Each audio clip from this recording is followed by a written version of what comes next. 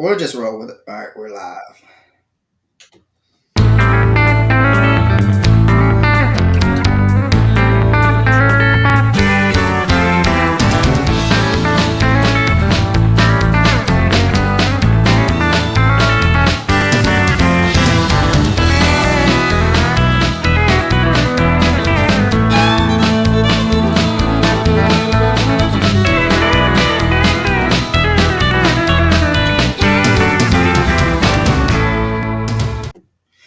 What's up, guys? What is up? Welcome back to another episode of Deck Talk Podcast. And as we said, we've got a heck of a guest coming on here tonight, and we're excited to have him on. We actually got to talk to him at Red Crest this past year at Lay Lake, and but we're going to talk about that, and we've got other things we need to talk about, guys. But if you don't know, I'm Colin Burnett.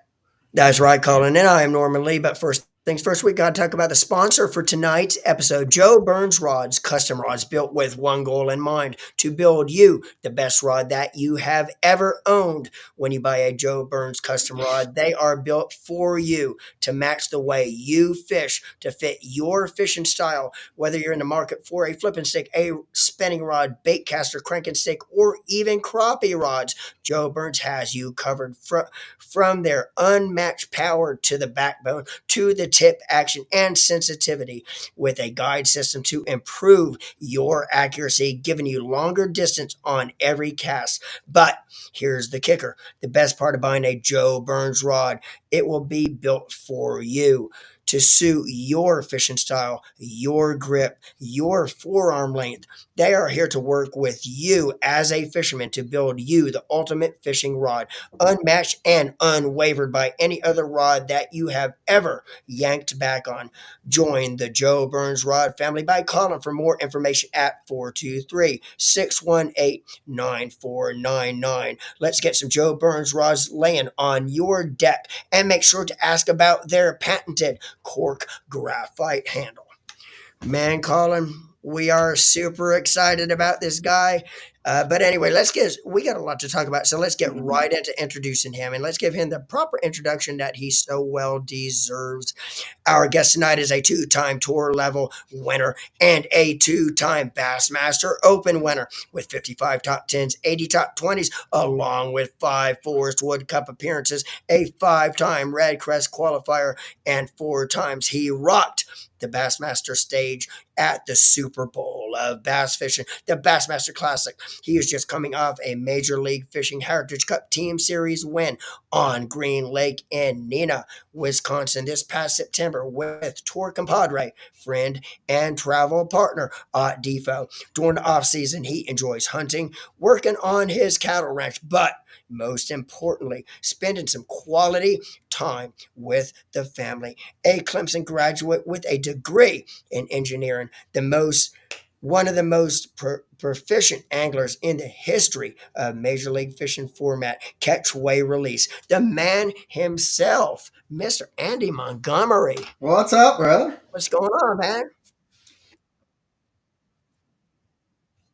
he had to take the old eraser to that part of it. So Yeah. so but Andy, man, it is an honor and great to have you on, and thank you for taking your time to spend a little time with us Yep. talking about fishing and whatever else rabbit hole we go down. So I do want to talk about. Uh, Last time that we ran into you, and we actually got to shoot a little video with you on the dock there at Red Crest this past year, and it was Red Crest this past year was kind of funny, in which you kind of talked about it, like, because we asked you, do you think that in one point in time, because it looked like maybe that spotted bass, like at times it's going to be spotted bass tournament, and then at a certain time of the day it's going to switch to going for the largemouth. But then when we actually talk to you, you're like, it's going to dominate by spotted bass, and that for sure it was. Was kind of hoping that that it would have been a better turnout for you. Was hoping to see you host up that trophy because that would have been something else. DC already has one, so he can share the wealth, right?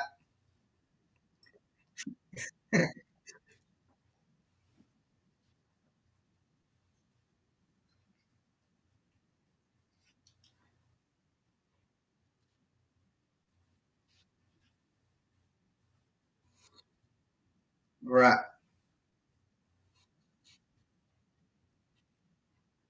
right,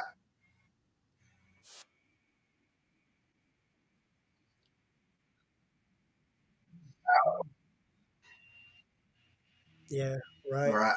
And that's what you told us was the fact that um, if I remember correctly, you said you even told us that it really didn't kind of fit into how like your favorite techniques. It did not fit into that to where you said that they were going to be scoping these fish offshore and just following the bait. And that's, I mean, and you were right on it, and it followed suit to that. And when things happen like that, I mean, you're exactly right. I mean, unless you just run them off the lake, old DC and Wheeler, I mean, they're going to be in the hunt for it at any of that time when it comes down to that forward facing sonar stuff. Oh, oh, let's see. Let's do Yeah, like this. I'm gonna. Sorry, guys. Uh, yeah, we're having a lot of comments coming in saying they can't hear yeah, Andy. I'm gonna do this because I totally forgot. That picture probably overlaid Yeah, and then I'm gonna the overlay. voice. Yeah, you just All have right, the there we go. Can y'all overlay hear it now? overlays What in the about wrong now? place. What about now? Yeah, Check 1, 2, 3, 4. Somebody comment. Yes, I hear that lovely yeah, Southern voice. yeah. All right, good deal. I think that's going to work. And I totally forgot. I was too busy trying to. We were having camera issues, so we had to throw up a steal, and I was worried about the steal. So I Yeah, think they should be able to hear. And if y'all can hear, just comment back Yeah, on it. Um, so yeah, you were correct on that. And again, when it comes down to um, yeah, we us, good. We good. We yeah, good. But yeah, back to Redcrest. What I was saying was, it just turned out to be a total scoping deal, and I could have done everything right, made all the right adjustments, even though I wasn't fishing good at the time and didn't make the right adjustments. I could have fished a perfect tournament, and not won that tournament because you just wasn't going to beat them guys yeah, scope. yeah, right. exactly, And it was really a pretty big eye opening.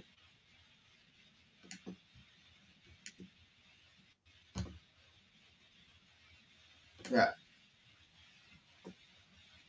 Right. yeah, and that, but um, if I remember correctly, y'all had some crazy weather though. That yeah, Yeah. and I was actually surprised that because I'm trying to think. Norman, was it Friday or Saturday that we went down there? We were there Friday. The day we interviewed Andy from the dogs, I think was the day the weather was supposed to come in, if I remember right. All right. Let's see. Sorry Man, about this. no, you good. Um, I can't. I won't be able to see those comments on that's coming in on that. So Norman, if any kind of comments that come in, if you can read them on Oh, that, I got you. Sounds so good.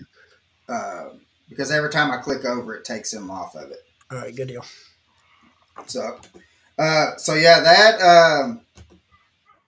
there you go. The those weathers were crazy. I was actually surprised that y'all actually went out uh, Yeah, yeah, on yeah, some of them, and which I've got a cousin of mine that he is the Yamaha technician that was actually down there with you, yeah. uh, and so and which he said that he was surprised that they let y'all Yeah, go I out. think they probably push it a little more in events like that. The Red Crest than maybe with a regular event. I don't know that for sure, but that just sure seems how it feels when you go Right, out there. Um, right, but right. we made it work. We went through some. I don't know. The weather policies have changed so much in my Yeah, time of fishing.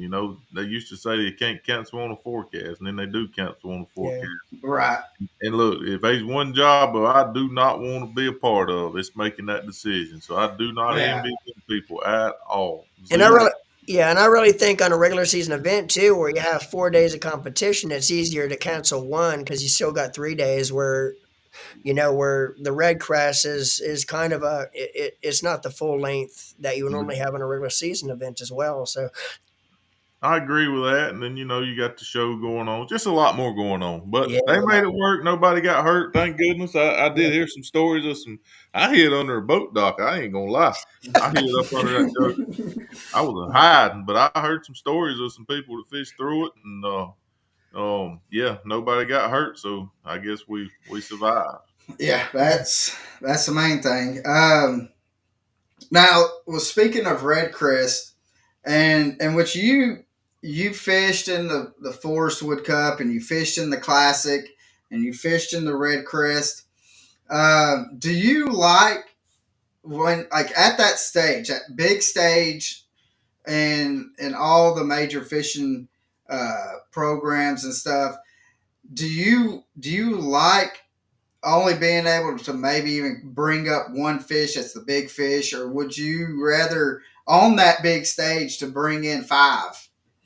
That's not a big deal to me. I really like how we do our format. I just do. I mean, I really, really like it. Yeah, Bringing in, maybe one fish. I'm not sure how that's going to make any difference at all to right, myself. right, You're just holding up fish now.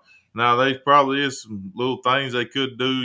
Maybe go dark. To where you don't know who wins till you get to the stage. But man, right, that's all a balance in that. Sometimes we look at it from one perspective of being a fan there at the arena, but then you got to look at it from the guy that's not there watching it on live. So yeah, right. it's so many. There's so many variables in that type of stuff. But yeah, bringing a fish back, that's not a big deal to me. right. I Yeah, really could care less. But they may could go dark, but like I said, and you just got a lot of factors in all them decisions. yeah, and again, like what you said, I would not want to have to be a part of making them decisions like that because here, especially this off season, I mean, everybody has made some big decisions here this off season. It's not Boy, just the hadn't they? fact, and it's going to be very interesting to see how it plays out, especially uh, with y'all and seeing like are they going to have days that it's going to be scheduled to where you can use the facing sonar, or is it going to be depending on the angler? No, so in ours, we're going to be allowed to use it one period Right, every day. So, yeah, so we'll have one period. The way we do ours, we fish 3 periods, and one period you can use it, two you can't.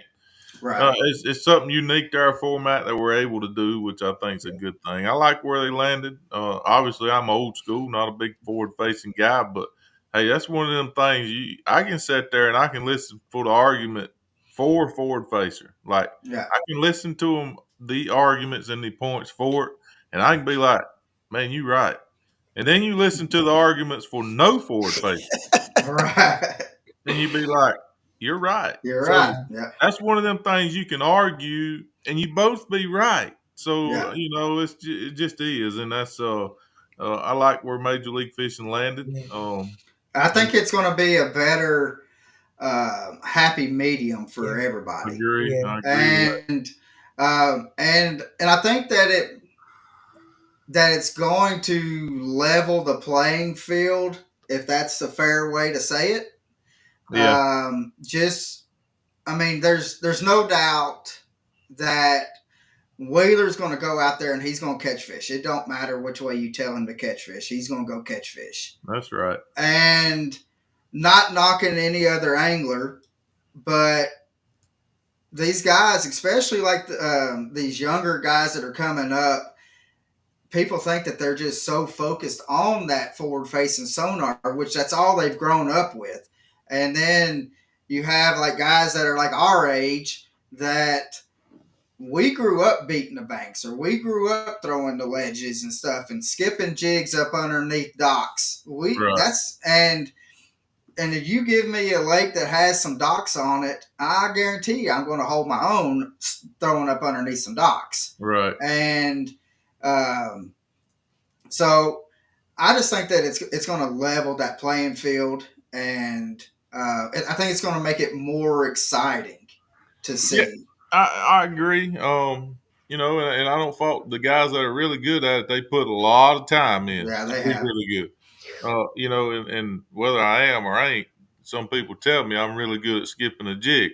I put a lot of time in, perfecting that technique, and Right, and so I don't fault the guys that put all the time in Yeah. I'm at this point in my life that I don't have that type of time to devote right. to that, and Yeah. them guys do. Don't Yeah. fault. No, More fire to them. They're better at it.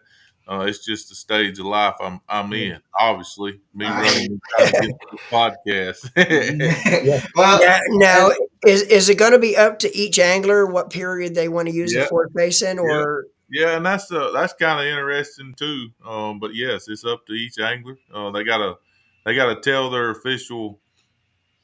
Well, heck, I can't even say that because I'm not really sure if that's the case or not. At first, I was going to say you got to tell your official before it starts what period you're going to use it. yeah, right, But I really not sure if that's fact or not. So, right, well, I guess we could be political and then not have to be fact. But anyway, it's um, you can only use it one period, and that's really all I know. I'm yeah, not right. sure when you got to tell. And the other thing about our deal is we have an official in our boat, so there's a way to Yeah, monitor that and a way to yeah, police that. right, right, right.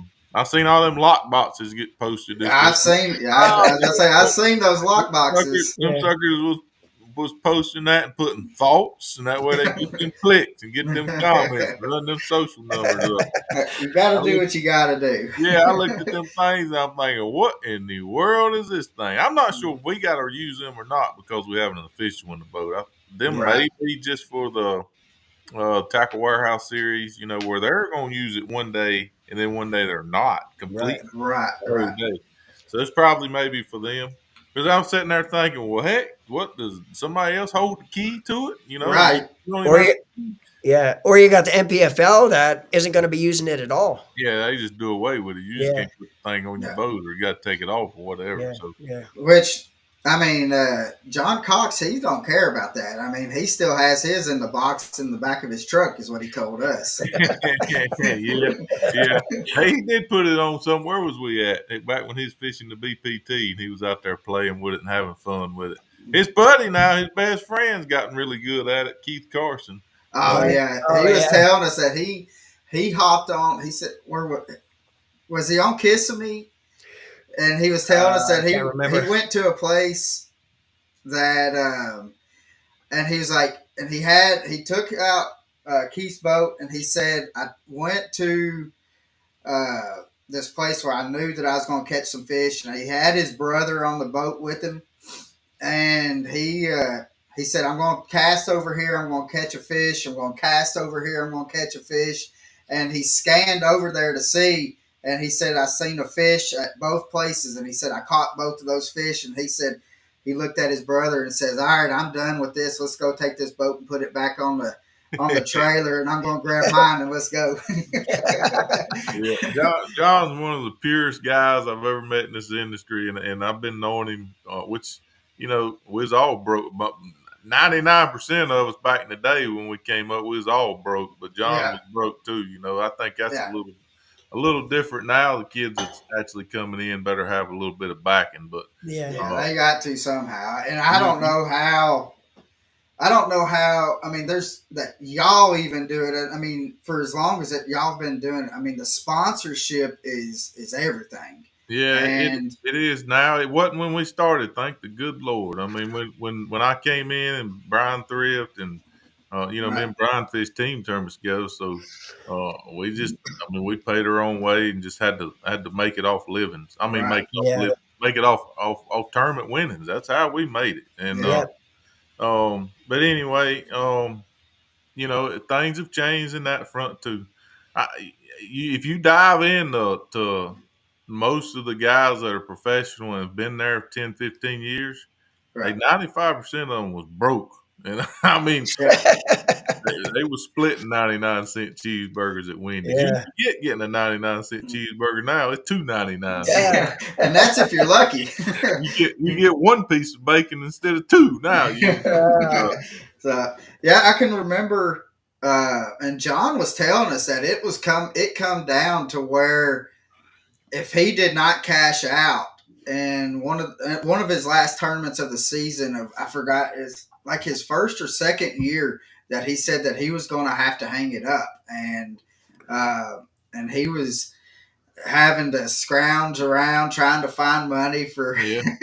and so Yeah, I mean, yeah, you dig into all our past, man. There's all them stories. It's pretty. yeah, It's pretty.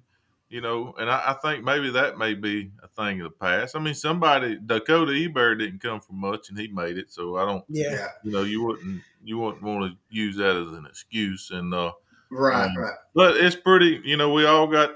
I say we all. Well, a lot of us have got them stories. I mean, I can remember telling. I didn't know how much money I had because my sister controlled my money. That's crazy. Even before I was married, a woman was controlling my. Anyway, she paid all my bills, my credit card bills, and all that stuff. And I remember making the top 10 at Eufaula in a Everstart. And she called and said, "I'm glad you did good because I didn't know how we was gonna pay for the next one." Yeah.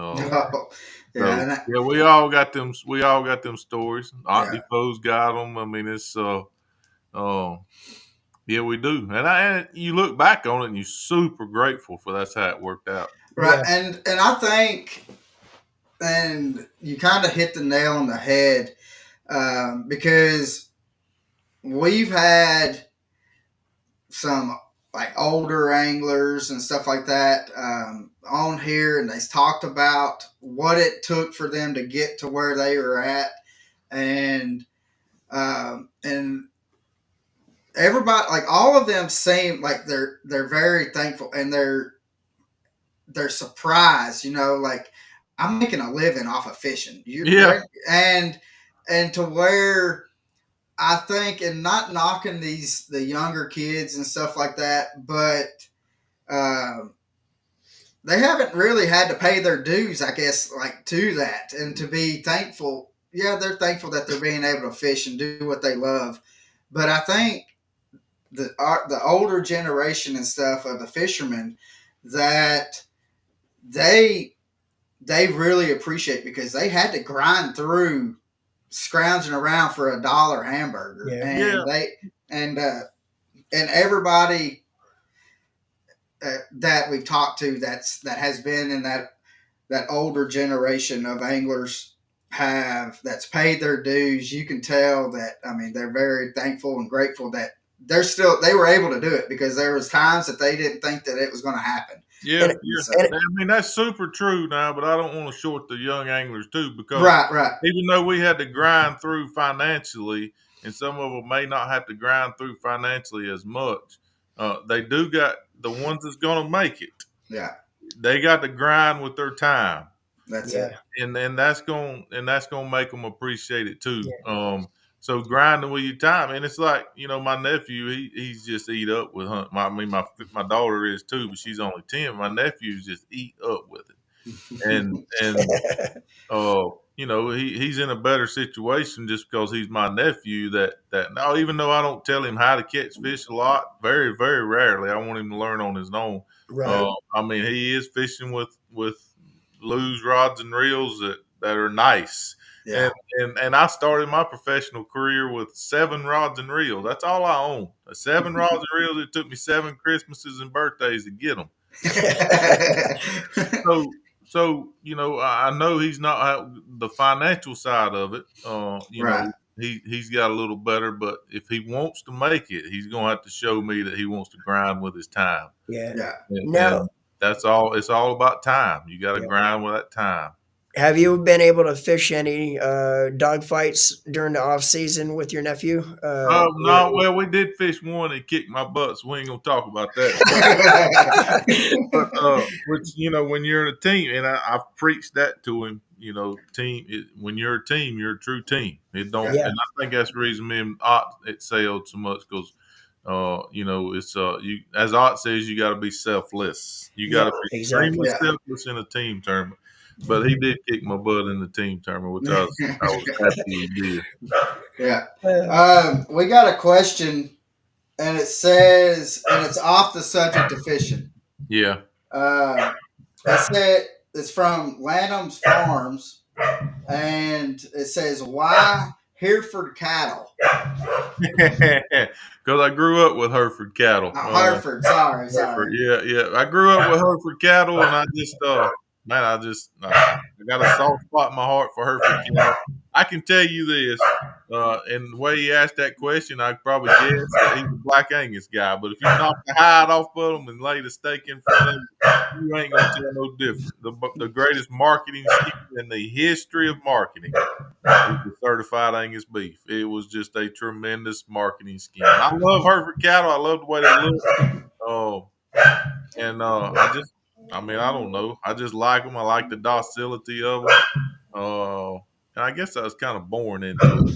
I'd Right. probably be on a different side of the fence if I was born into a Black Angus breeder, but right. Yeah. He says, I love them too. They're my favorite. hey, I like you. Well, look at you, now, you my favorite now too. now I'll tell you this, Andy.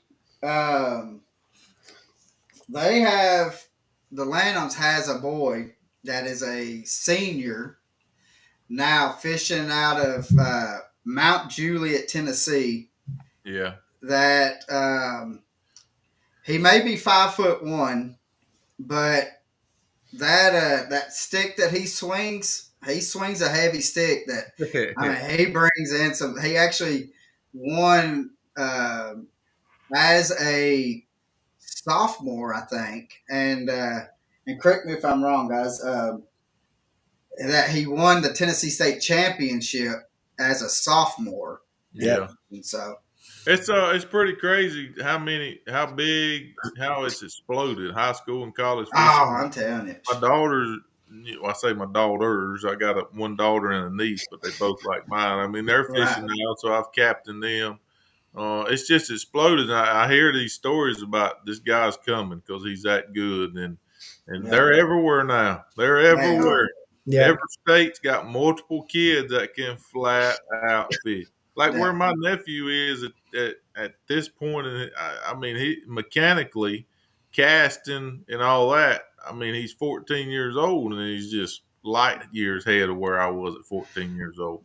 And I say that about him, but the problem, it ain't a problem. It's a good thing. The deal is there's 1,000 more of him, maybe 10,000 oh more of him yeah, yeah, across the country now.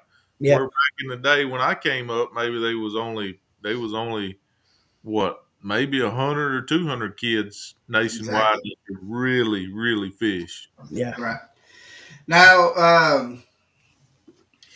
now, I mean, you're talking about high school and college, and I tell people all the time, if they would have had college fishing when I was going to school, or even high school fishing, I would have showed up a little bit more.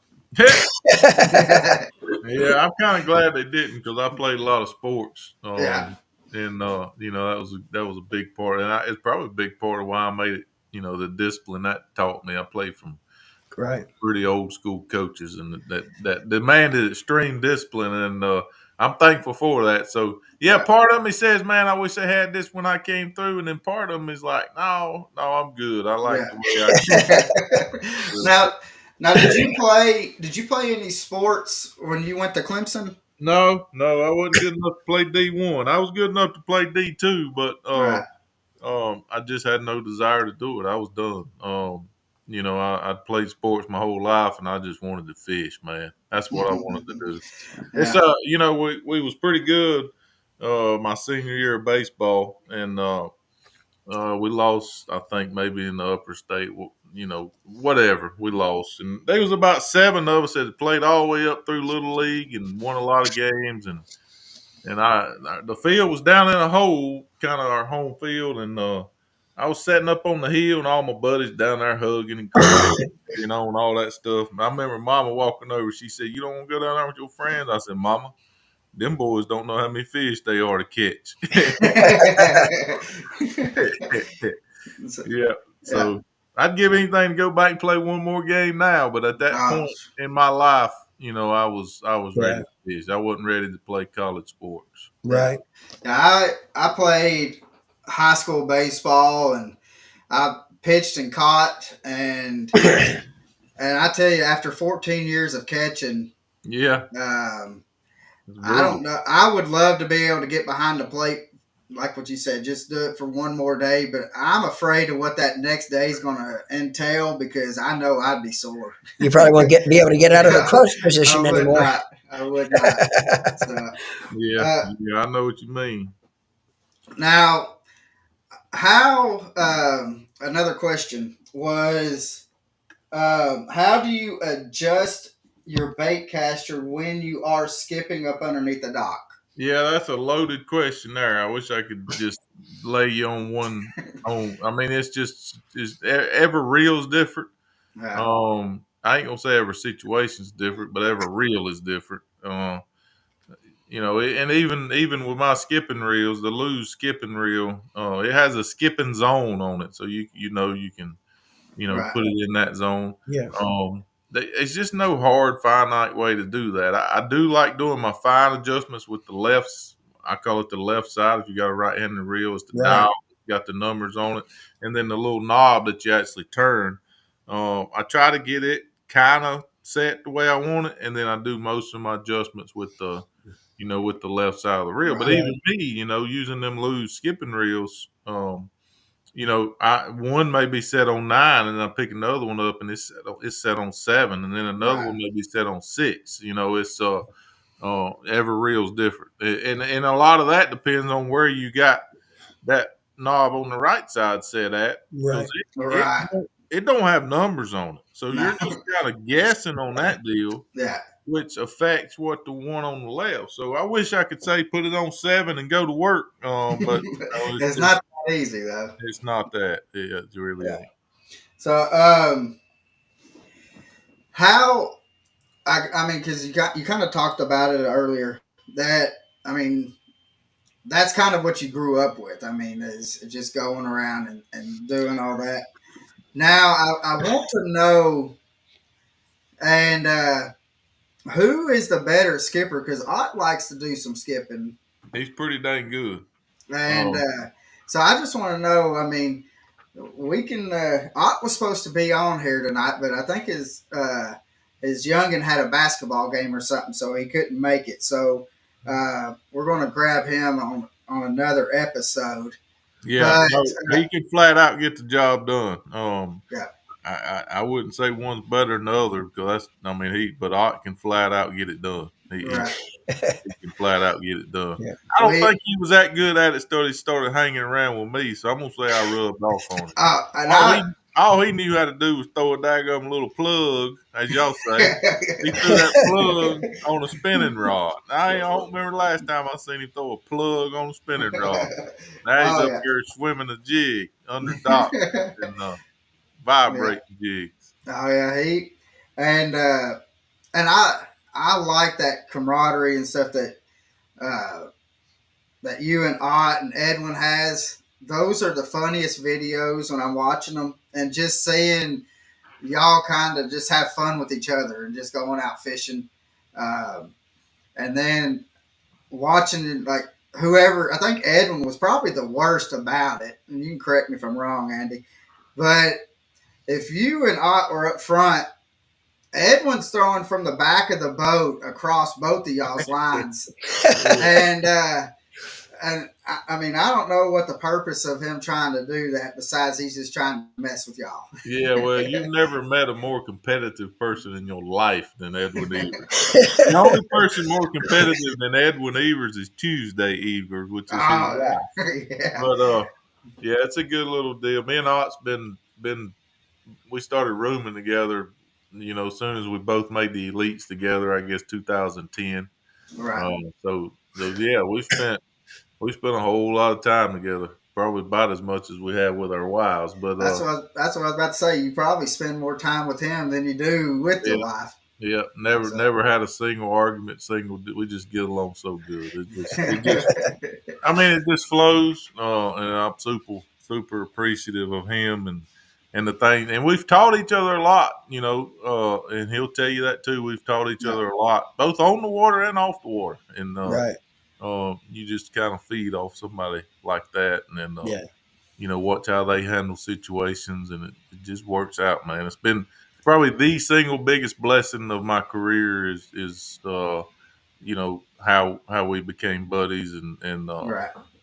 what we fed off each other. We got a Yeah. lot of mutual sponsors, and a lot of people probably think that we got them for each other, but that didn't happen. It just kind of worked out that way. Yeah. Yeah. Now I do want to talk about the team events that you and Ott fished, and I mean, y'all went out there swinging some haymakers out there. Yeah, we won every day we fished, which was Yeah.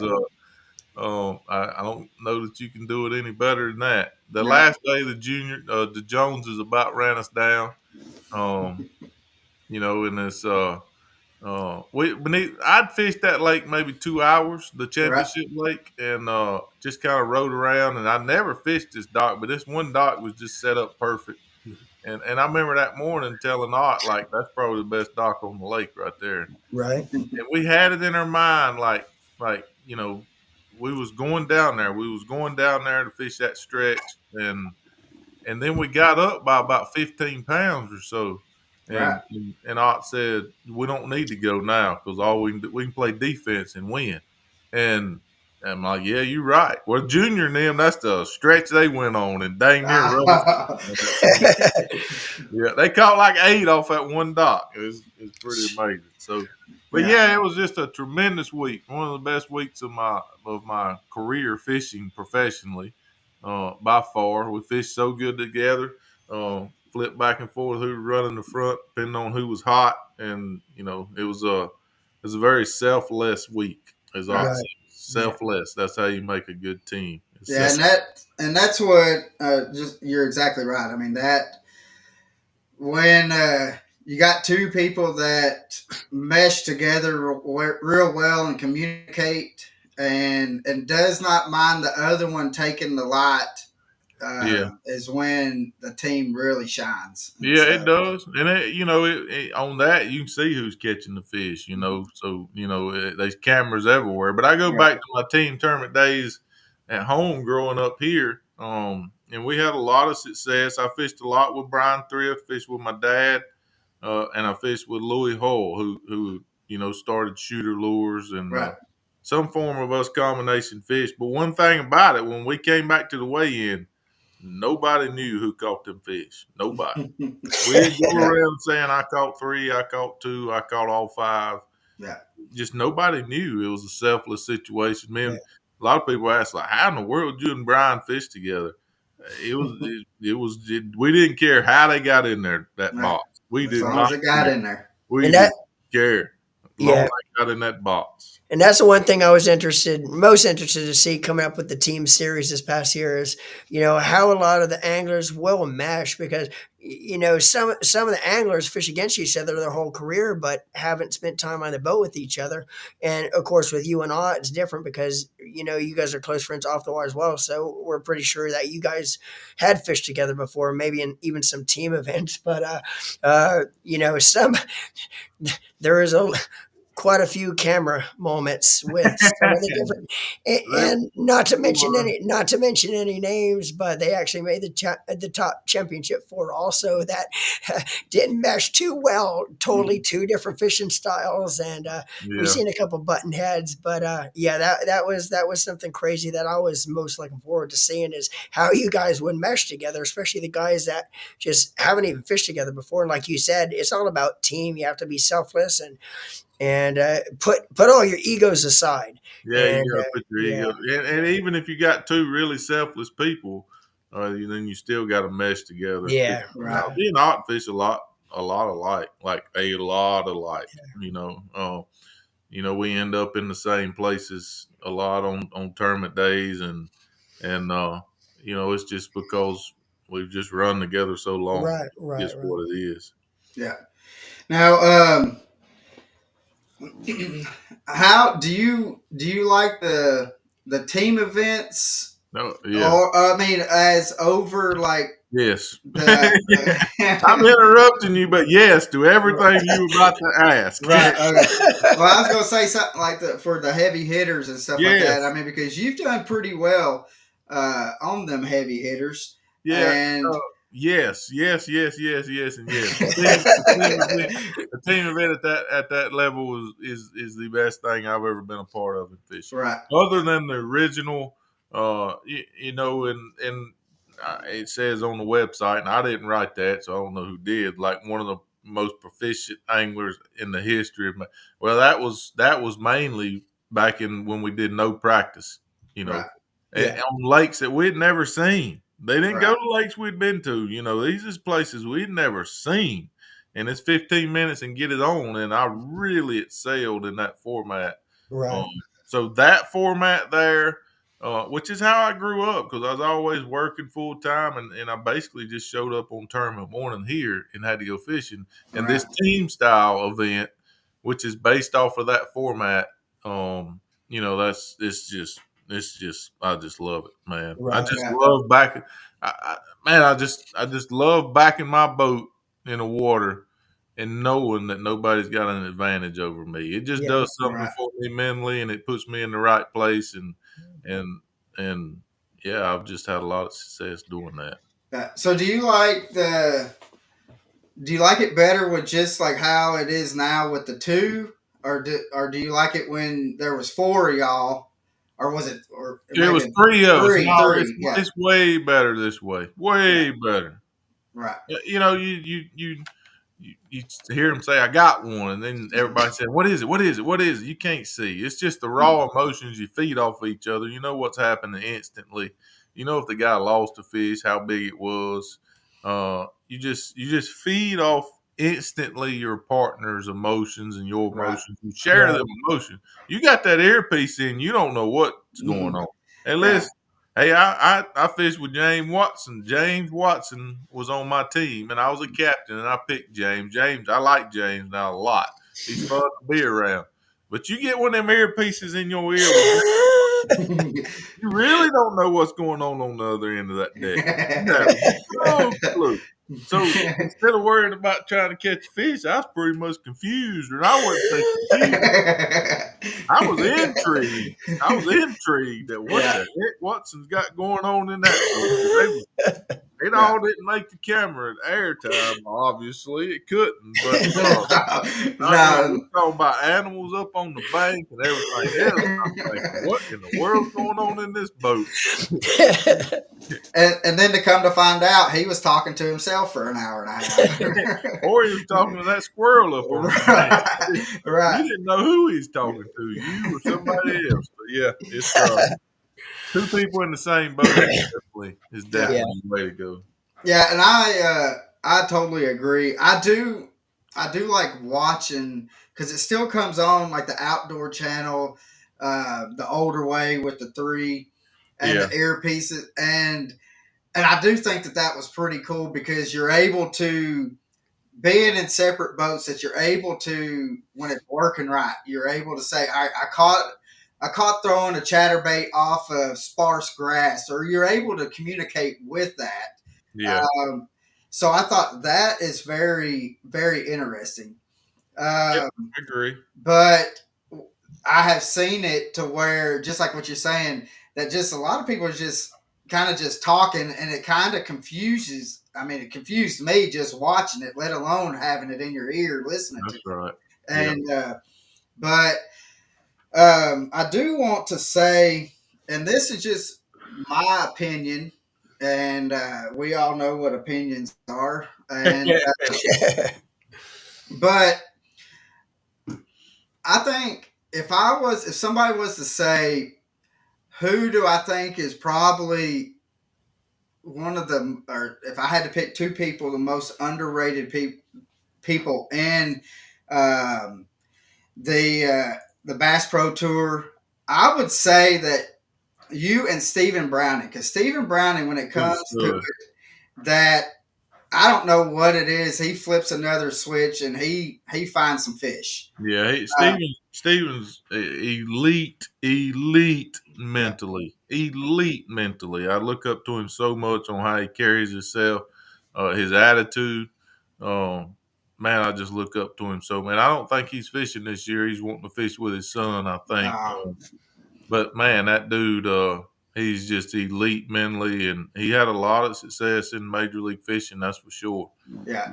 Um, And I think the the format with the Bass Pro Tour, with catch, weigh, and release, really kind of fit into both of y'all's, to help both of y'all out. That y'all are able to take advantage of it, and uh, but I thought that you really didn't get the notoriety that I thought that y'all should get, because I'm over here watching y'all and watching online and stuff, and I'm like, they should be talking about Andy Montgomery right here. Why? I mean, he's over here smoking them, and they're yeah, over here talking about Joe Smo, yeah, and I'm yeah. like, so that's just my opinion on it, I mean, I and agree. I agree to some extent. I do know the original format of the all you can catch. I mean, the no practice, the original deal when we was all right, still fishing bass. It really helped my career. It boost my right, career tremendously. On the business side of things, and it kind of let my personality show a little bit, which was had never been able to show. Everybody thought I was just a country boy that couldn't talk on camera and all that good stuff, and so I'm forever grateful for that. The Bass Pro Tour when it started, yeah, I found myself a lot in a position where I was. So they put the cameras on the cut lines, right, um, and I found myself in good position a lot of times where I wasn't where the camera was gonna get, or I was sucking so bad that it wasn't gonna get there either. And but yeah, so I didn't make Red Crest this year. First time I've never made it, and that was something I was really proud of. Only 9 guys had made ever Red Crest, only 9, which right, blew my mind because I look at a lot of these guys that will never miss, and yeah, they had. And I didn't make it this year. I just started off terrible, and just wasn't prepared for the season at all. Bought a new house and just wasn't prepared. Right. So Right. right, and I wasn't fishing good. I just, when you're fishing good, you don't fight decisions. You just make them. yeah, Yeah. And I wasn't fishing good. Got myself in a crazy big hole. Felt myself coming out of it at heavy hitters. Made a big run there at the end, and then fished really good in the middle of the year. Chowan was good. I really, really thought that James River I was going to win that one. I won the day before Right. pretty easily. right. With almost quit, and I did quit. And boy, I had that tide dialed in, son. I mean, I had it dialed in better than I got them Hereford cattle tied in. And then I showed up at the time I was supposed to show up the next day, and that tide was a foot higher than I had dialed in. I'm like, man, I done read the charts all night. I ain't slept a wink making sure I was going to be where I needed to be when I wanted to be there. Yeah, And I guess that- the wind blew a different direction or something I didn't take into account. Right. yeah. But Well, I said all that to say, I started fishing really good. I just dug myself way too big a hole to get out of it. So now there's only 8 guys. I think it's 8. Maybe one of them 9 missed 2, but maybe it's only 8 that's fished every single red Right. creek. yeah, and that's a feat in itself. I mean the competition is getting. I mean, it's getting hard and Huh. fierce and stuff. That Yeah. I mean, to be able to compete and uh, and just for you to say that I've made every single one except up to this year, I've made every single one. That's a feat in itself. And uh, but I couldn't imagine. And knowing no and talking to you at Red Crest and stuff, and kind of watching what how the last year rolled out, and in which Norman and I we've talked, like, I mean, it's not the last. I mean, we're gonna see you come out there, and I think this next year, uh, it's almost like you got something to prove, and Hey, you're gonna get right back out there, and you're gonna yeah, swing that big stick and let yeah, it go. So, yeah. I'm uh, ready. I'm ready for this year. That's for sure. I'm gonna be ready. I yeah. ain't ready right now. If you Well, look, you go look at my social media right now, you can see what it looks like in my garage. I well, mean, that's where I was. That's where I was fixing to go yeah, balls because and I all. seen like a reel on Facebook, and you said it looked like a bomb went off in your garage, and you had fishing gear everywhere in that garage. Uh, so how when you're getting ready for like a season and stuff, so how do you prepare yourself and get your boat ready and your truck ready for you to go for that next year? What is the thought process of all this? Do you just Uh, get one tournament at a time, or are you planning out multiple tournaments to have in your truck? I think you add a little bit per tournament, but you got your base stuff that's going to go with you all year. And then you may, you go to Florida, you may have to add some stuff. If you go up north, you got to add some smallmouth stuff maybe. But yeah, your basic stuff's gonna be in there all year long, Right. and it's just a lot. Like I was talking, Edwin called me today about something, and what you doing? I said, well, I'm sitting here looking at a shallow spool, a wide spool, a deep spools. I got I said I got 6 3-to-1s, I got 7 3-to-1s, I got 8 3-to-1s, I got 5 6-to-1s. I got 100 millimeter handles and I got 90 millimeter handles. And every combination you can think of. I mean, there's just so much in fishing now that we think about. And Yeah. but like I said, big boy is easier 20 years ago when we all just had 6 3-to-1s and we went after it. It was Yeah. all the That's it. same size spool. Yeah. And all that stuff does help, like that shallow spool on that skipping reel. It makes a world of difference, but they may be something you can't use it for. So it's Yeah. just a lot to prepare, and a lot to make sure you got right. I can't stand being out there and going to get something and I ain't got it. And that happened last year early. It Right. happened multiple times, and I just can't stand that, Yeah. man. So Yeah. Yeah. I gotta do my part to make sure it don't happen. Yeah. Now I've always been a believer in it. If you don't have it, it's better to not. It's better to have it not need it than not have it need it. Correct. Uh, at the end of an event, how much do you usually have either in your truck, stored away in the lockers that you bring with you just for a certain event that you probably never even touch? Oh yeah, there'll be stuff in there you won't touch all year. Yeah.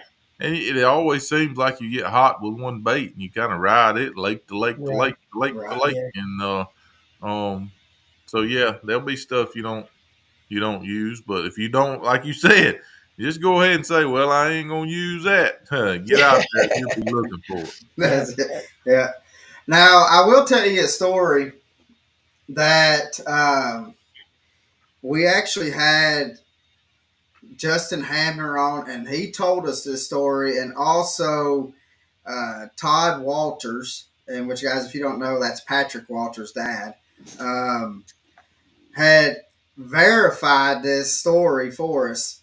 And they were fishing somewhere in South Carolina that had some tidal water, and in which Hamner, with him being an Alabama boy, that he really had not fished too terribly much tidal water.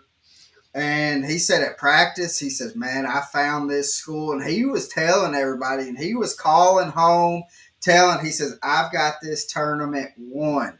Mm. And he says, hands down, I am winning this. As long as I can get to this spot, I'm going to win. And so he goes out to this spot, and he said the tide had came in, and he said these fish are where he wanted them. And he said he started smacking these fish. And believe me not, Andy, he said for about an hour and a half, I caught nothing but big reds. And but I was in the wrong tournament to be fishing for reds instead of bass. He was at Winyah Bay, I'm sure. I think that's what it was. Yep. He said, but I was catching some reds. It was not, and he says I would have kept on fishing, but then I had to realize that I was in a bass tournament. Yeah, yeah. It's I was practicing. My first classic I ever fished was in Louisiana, and I was down there pre-practicing with Chris Bumgardner had went with me, and Right. um, so yeah, we got in the back of a little slough, and you catch a red. Like I was throwing it sounds backwards, but I was throwing a black and blue chatterbait back then, and he was throwing a white and chartreuse, and he was catching a bass every cast, and I was catching a redfish every cast, going in exactly the same place. Yeah. Yeah. So I do want to give an opportunity uh, to you with like kind of talk about your sponsors and stuff because again we know like really that I mean the sponsors really mean a lot and stuff. But is there a bait or even a product from your sponsors that may have came out during ICAST that is now out to the public that you're looking forward to using? Not. I can't think of any new product that just jumps off for me. I mean, everything coming out now is forward facer, but Right. um, that loose skipping reel I've mentioned it a few times. It's that good. Yeah. It's just that good. So, if I had to pick one thing, it would be that. It's a Right. shallow spool, and it really makes a world of difference when you go to skipping. But yeah, no, I got I say a small sponsor base, and that's intentional. Yeah. I'm with Rather Outdoors, which is losing Strike King, so that covers a lot of A stuff. lot of Line, I base. mean, Yeah. it just covers a ton of stuff, and then Bass Pro Shops, which includes my boats and that's I got Monster Marine, which is another smaller sponsor. And Fisherman's National Tournament Trail is also a Yeah. sponsor of mine, but Right. um, inside the industry, I got two big ones, and they're big ones, and Yeah. I try to keep it small. That way, I can do them a good job, and very, very, very thankful for both of them. Right. And yeah, just thankful for them. So we do got a new YouTube show after the cast. Have y'all seen that with me? After. Oh, I have seen that. It is incredible. I think last year was your first year doing it, wasn't it? Yeah, it was our first year doing it. So yeah, we're gonna continue on with that. Yeah. It's a Yeah. lot of Yeah. behind the scenes stuff Yeah. with Pete, Oh, Odd, and Edwin. yeah, and that's what I was going to say, Andy. Too is that's. I mean, I think I've pretty much watched most all of them that you put out last year during last year's season. But that's one thing I really liked about your YouTube series after the cast, and that is a little bit different than the other houses that actually film as well. There's a lot of other anglers today on the pro circuits that are doing the same thing. They kind of film a lot of the behind the scenes stuff. Not some of the stuff that fans of fishing don't really get to see all the time. I mean, they can see the Right. on the water stuff live, but the people really want to see what you guys and what goes into your days once you come off the water before the tournament starts. But that's one thing I like about after the cast, man, is you actually keep it centered around behind the scenes off the water stuff. You guys do share some on the water during that the shows, but you have a lot of what happens in the house behind the scenes, the joke and the camaraderie that goes on between Right. you guys and a lot of the other guys that do kind of the same deal are more on the water stuff versus once they come off. And I think that's what a lot of people want to see is what you guys are like off the water when the cameras aren't rolling, and you're just sitting there eating dinner and that's what's intriguing to most, I think, most fans, including myself. Yeah, it's been really good. I don't know nothing about you two, Ott and Edwin, especially Edwin's been trying to drag me into the YouTube world for a while, and Yeah. Yeah. I've done some stuff with him on his channel, and it done really well. But the guys, that's kind of producing it for us, Tyler Anderson and Tyler Real Right. Fisher, and then Taylor. They know the YouTube game, and they're like, man, it's killing it. It's like the numbers are Yeah. great, and I'm like. Okay. Whatever you say, don't look into me. But they like, no, you don't understand. I mean, I'm Right. thinking, where's a million views at? But they like, this is the first year. This is like crazy numbers for the first year, and I'm like, Yeah. Yeah. that sounds good. Somebody's liking it, I guess. Oh yeah. Yeah. And if Tyler's saying that, I mean, because Tyler has a Yeah, he's YouTube good. channel too that Yeah, is phenomenal. yeah, And I really like that. uh, to where he's been able uh, to go around and like follow the tournaments and stuff like that, and be able to uh, video and Yeah. then take pictures and stuff like that as Yeah, the well. guy that works full time for him, Taylor. You know, Taylor is 19 years old. I guess he may be 20 now, but 19 years old. He went to work full time. Moved from New York to Texas to work for Right. Tyler. He'd done some stuff, and then he finally moved to go full time. And he's the one that actually lives with us and films it. And he's our little buddy now. That's for sure. And, Yeah. you know, you talked about the state championships. It's like the last tournament of the year, and his family's there. And one of them mentioned like he'd won the state championship 3 years in a row, and I'm like, Wow. what? He's like, yeah, he's like a 3-time state champion in fishing, and I'm like, this dude ain't even said nothing about it. That's just how humble, and it made me like Yeah. him even more, you know. Yeah. Right. But, Right. but yeah, it's he's fit in well, and he films, and he's like our little buddy. He stays with us and films everything, and he does all the, you know, Tyler kind of oversees him, but he does most of the editing, and Right. Right. um, you know, it's only going to get better. He walked into the house, never met us, been on, you know, we had a little phone call with him, and walked in at, where was we at first this year? Toledo Bend. He Later. walked in, boys. He walked in. It's dark. Here's me, Ott, and Edwin sitting there, and how y'all doing? He says, boys, I ain't gonna lie, I'm pretty nervous right now. Yeah. But we got him calmed down, and he ain't nervous no more. Good. Good deal. Now, we've had you on here for an hour, so we won't hold up your time because we know that you're busy. Yeah, I just Um, text my wife. She bringing home supper or what? I got to get off here and figure out that supper part. That's gonna be. I hear you. Odd ain't here to cook supper, and Edwin ain't here to wash dishes. I got to do something. I hear you. So, we we got the one last question that we ask everybody that comes on here, and we're definitely not going to leave you out of it. All right. And so, Norman, take it away, brother. Yeah, man. Again, Andy, we appreciate the time coming on and just talking some fishing with us, chit chatting, and us as fishermen, fishing fans. We love talking fishing. But also make sure to catch us again, once again, next Thursday. Every Thursday, you'll watch us live, 6 p.m. Eastern Standard Time. Next week's guest, we are going to have Alton Jones Jr. and Senior Bass Pro Tour pros, and they were the runner-up to Andy and Ott in this past Heritage Cup team event as well. So both Alton Senior and Alton Junior is going to be on next week's show. Next week's show will be brought to you by Spear Point Performance Hooks. To be able to have one person to fish with for the day in your boat. Now, this person could be passed away or still with us. Who would that person be that you want to fish with for the day, and why would you want to fish with them? Oh, well, that's pretty easy for me. It'd be my dad. That's who I grew up fishing with. He's passed away now. So, just like you want to play one more ball game, man, Yeah. you just want one more day. But you know, my daddy was a Christian. He was saved, and I'm thankful for that.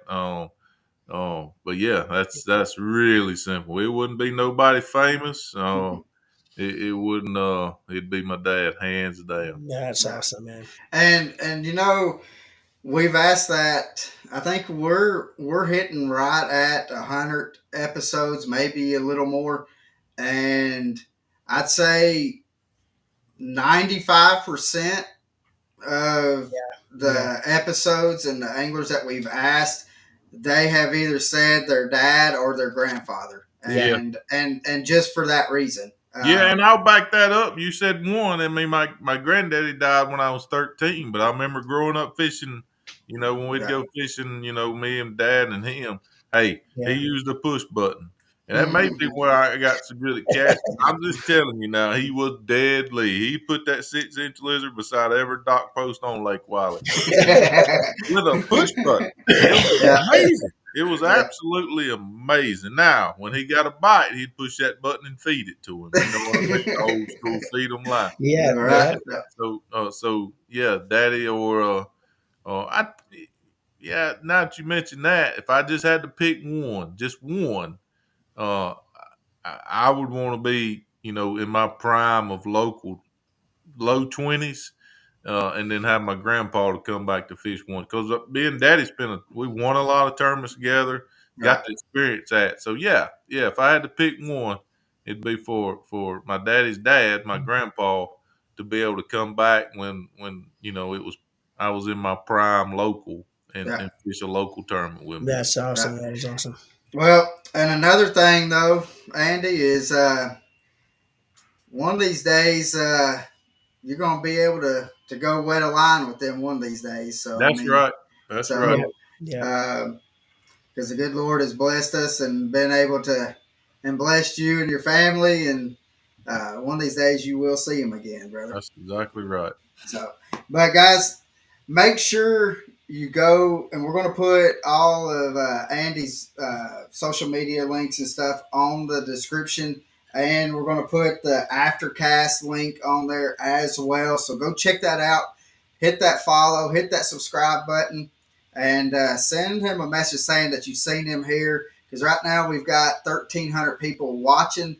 So let's send him a message saying that you saw him here on Deck Talk Podcast. And Andy, brother, we appreciate you coming on. Thanks, Andy. And Appreciate it, man. we Yeah, I will appreciate y'all. we'll definitely be seeing you probably in Birmingham. That's right. Yep, I'll be there. So all right, guys, y'all have a good one and live the passion, guys. All Love right, the thanks. passion. Yeah.